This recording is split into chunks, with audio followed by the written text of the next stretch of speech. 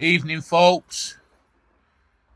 Hi to you all out there from wherever you're watching, whether it's the UK, US, Canada, Europe, Australia, New Zealand. Give you all a shout out. Let me know where you're all from. I want to shout out to everybody from all over the world. Thank you for all the comments and everything that I'm getting. Right, so this is something a little bit different, and I'm using some 6x1 pine or 1x6 pine. Now I'm just going to put a spin on a little design I seen. It's from an antique wall art piece. I'll leave it there for now. Watch to the end of the video because I've actually put the picture into the video of the piece I'm trying to replicate and put my spin on, and you can let me know what you think and how I've done it.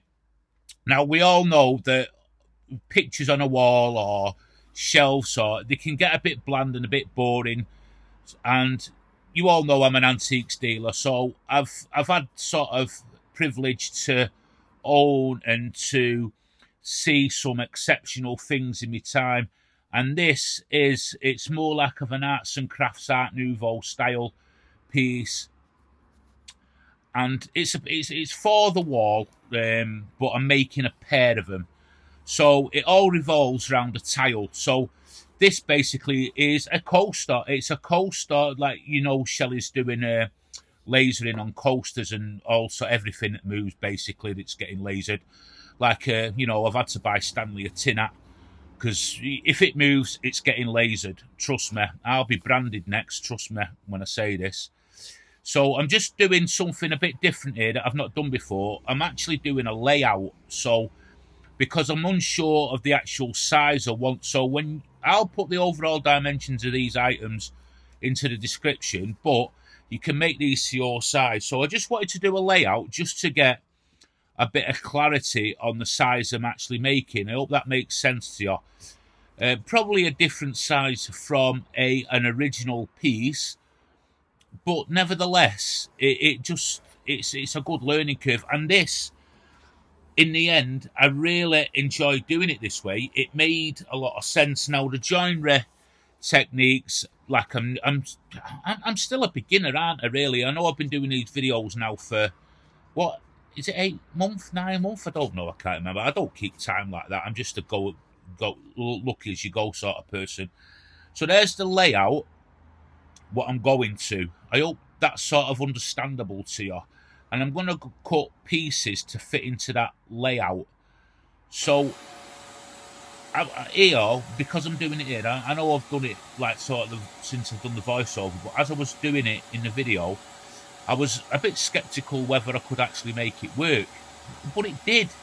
I was quite shocked how easy it was and how it made the process a little bit easier, and it's something I'll be definitely going back to and doing again. So just make a note of that, try that. You know, I'm using just a brown paper I put over that old table there, but you know, if you don't have to be an artist or anything to do it, because I'm not.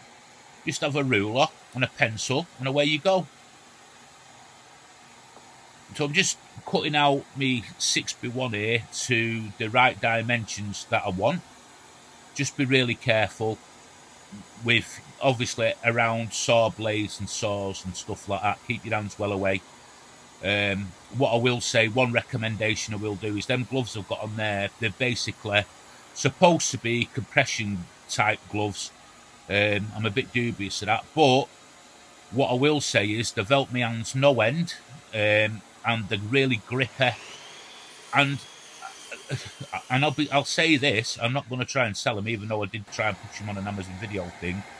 But they're really good. They are really good, and they're not expensive. So if you're looking for a set of fingerless gloves with a bit of grip, go give them a try.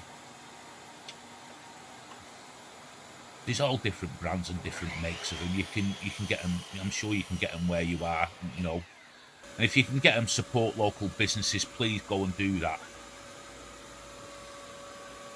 So here's where I'm doing the layout, and I'm getting it to all the bits to my sizes that I want. You're looking at that dimension there side on, so it doesn't look right. But I'm just going through with a table saw, nice and slowly there. People have asked me about my guard on my table saw, the crown guard. I don't know if I've addressed that issue, but when I got the saw, I stood on it when it come and damaged it, so I'm waiting for a new one. But saying that, I don't know if I'll use it because I like seeing the blade. I know it's very people, some people use them without the crown guard. As long as I've got the riving knife there and take my time and, be extra cautious. I know I should have a guard, and if you've got a guard, fit one. I'm waiting for one. I will fit one, but when I can't see that blade, that guard will be coming off. So I'll just address that one right there. I want to see that blade at all times. So just push it through nice and easy here. Take your time. I'm using my own made tapering jig there. And here's the layout of what it is. Now the tile in the middle, Shelley lasers a design on that, and I haven't got the footage. I don't know what I did with the footage, but you'll see it in the end what she's done. So it's just all about adding detail now. Detail and the joinery, how I'm joining it together. Now I'm going to opt for pocket holes on the back. A good picture or something that's on the wall will always tell its story on the back of the piece. So, it's not a cop-out, believe me, but obviously all the pocket hole sort of scenario is on the back of the piece. You don't see anything from the front. I'm just going to rebate or rabbit or whatever anybody wants to call it. I'm not getting into any arguments. Watch the old digits here, the fingers. Take it nice and slowly, nice and easy, and make sure you're well aware of where that putter is. I'm waiting for my new table to come out into play, where I've got like clamping facilities on it and stuff like that, so to clamp pieces down. So here I'm just marking out for some decoration that I'm going to be putting in it. My little 3-hole trademark thing that I've started putting into everything, bits of furniture and that I make. This is, it is a wall piece, but also it just adds a little bit of something. If you've got a bland space in your house and you just need that thing, and you can make these to sell them as well. So don't be put off. I know some people make stuff and you think, oh no, I can't sell that. Give it a go. Just give it a go. Try and sell it. You'll surprise yourself. So I'm just going through gingerly here, just because I want to just reduce tear out on the back. Just a practice thing I'm doing. I mean, you wouldn't see the back of it, but again, it's just all about practice. And I still do get tear out. It still happens, but it's all about getting better at what you're doing. So the more practice you get, the better you're going to get, aren't you? That's what it's all about. And the enjoyment you get from it. Let's not forget the old thing why we're all doing this. It's the enjoyment of woodworking and creating and being tucked away in sort of time. I come out here and before I know it, 3-4 hours have gone and you think, where's that time gone? And that just shows you what the power of this hobby, this woodworking. It's amazing. It's good for you mentally and everything. So I'm just going in with jigsaw here, practicing. I'm getting quite sort of good with a jigsaw now. I'm not, I'm far from perfect. I'm far from brilliant at it, but I'm getting better at it, more confident with it each time I use it.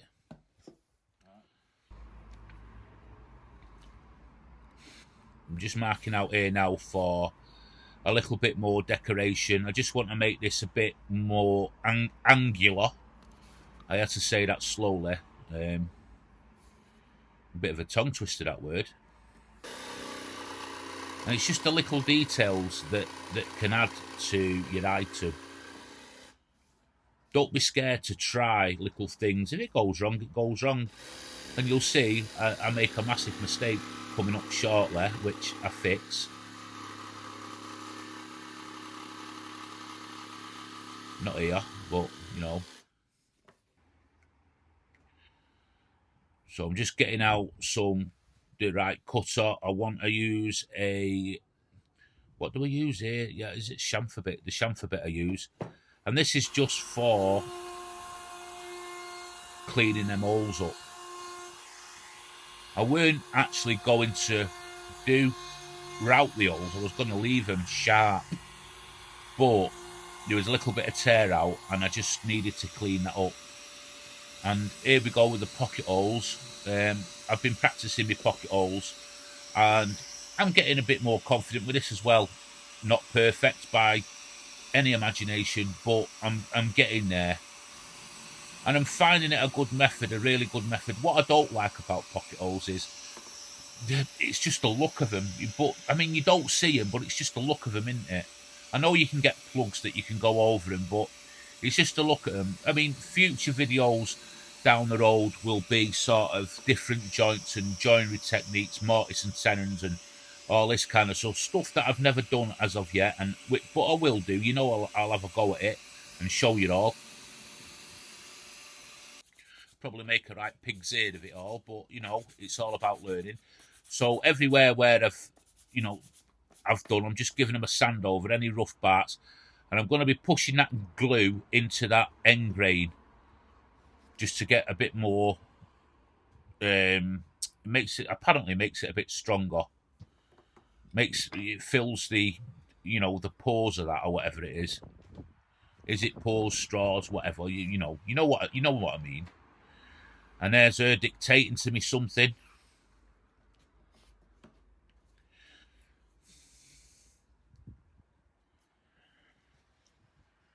You can tell who the boss is in our house, can't you?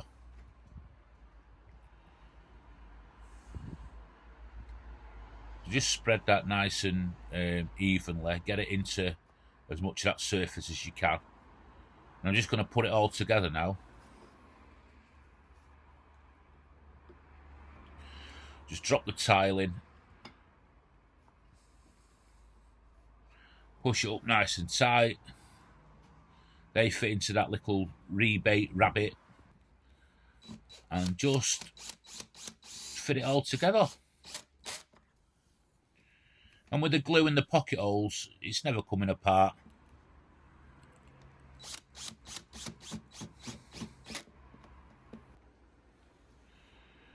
So here's where I'm now starting to, the decorative element of it, I'm putting that together. And I'm just marking out bits I've got to trim, cut, detail before I actually apply stain to it. Marking out where things are fitting so I can drill pilot holes through for fitting. And this will all, the one thing I've learned is get all this done before you stain. I mean, one thing I did forget was a couple of, I did the plug holes, but when I put the plugs in, when I stained over them and it weren't the sort of finish that I wanted, you'll see in the end. So just going through the pilot holes on the back now, which will make attaching that little bit of wood easier, and a little bit of trimming here because these are just a bit too long, and just for the design of the thing I just wanted them a bit shorter.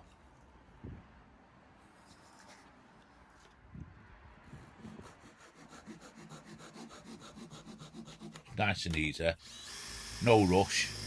And I'm just again pilot hole in here. These are going to accommodate screws and plugs, these two holes. Now they do look a bit skew whiffed there, it's just, but I've already pre-marked them where the holes are going to be.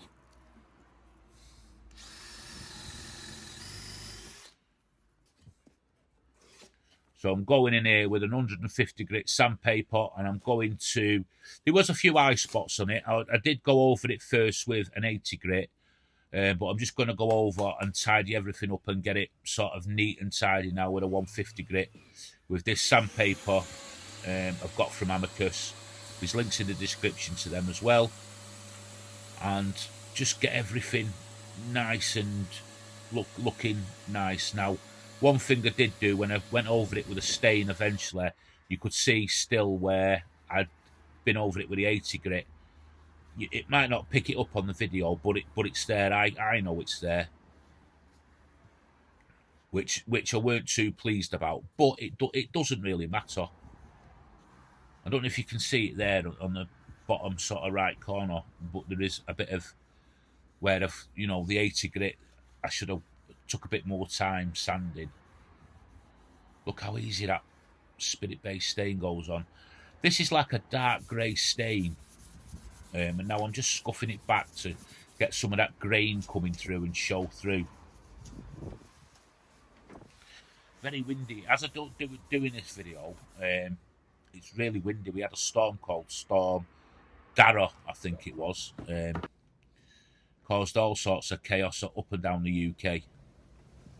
So I'm just clamping this here. Now here's where you see in a minute I'm going to make a massive sort of mistake. And this is woodworking's all about rectifying your mistakes. I don't think there's been one project where I've not made a mistake. There's not one where I think, oh, it's 100% perfect.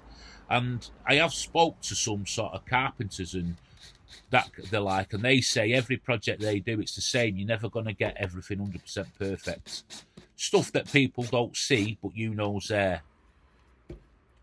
So here's where the mistake happens. I'm going in this side here, supporting that upright from below. Now on the other side, when I come to it in a second, I'm just going to get it here. Now here, I actually split the wood. It just completely breaks off. If you watch it in a second, once I've lined it up.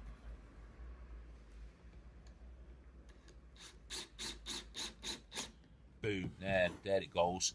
So it's an easy fix. Just glue it, clamp it, and leave it. And when I've done these two in the end, after I've fixed it, you don't even notice this has happened. I know it's there. Now you know it's there. Just to give you an heads up, this can be done.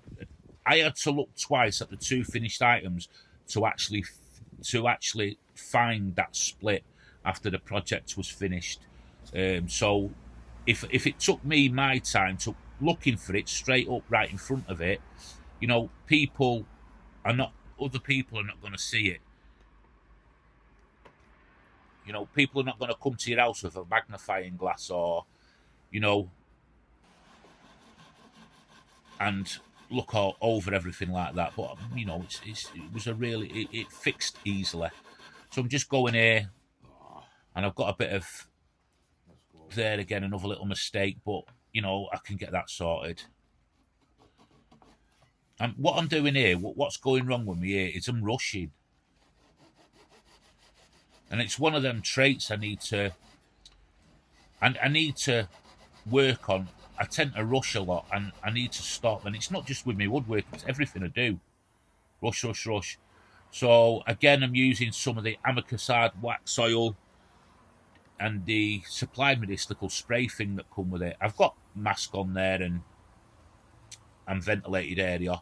It is really good. I was really pleased with the finish that it left on these.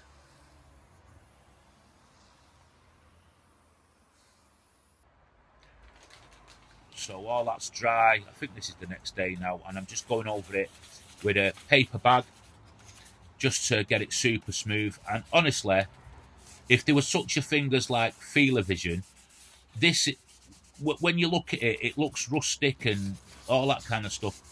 It's like touching glass. The wood feels like glass. And here the finish, the wall sconces, there's Shelley's design, and that's the design I went with, the antique arts and crafts Art Nouveau wall sconce, and I tried to put a little bit of a modern spin on it. Let me know in the comments what you think of them. I absolutely love them. These are not for sale. These are staying with me because I absolutely adore these. These will sit on the top of my stairs, and there I'm looking for the I'm not happy with them plugs. But anyway, lesson learned. Tell what you think. Thanks for watching. On to the next one. You're all amazing. See you again. Bye-bye.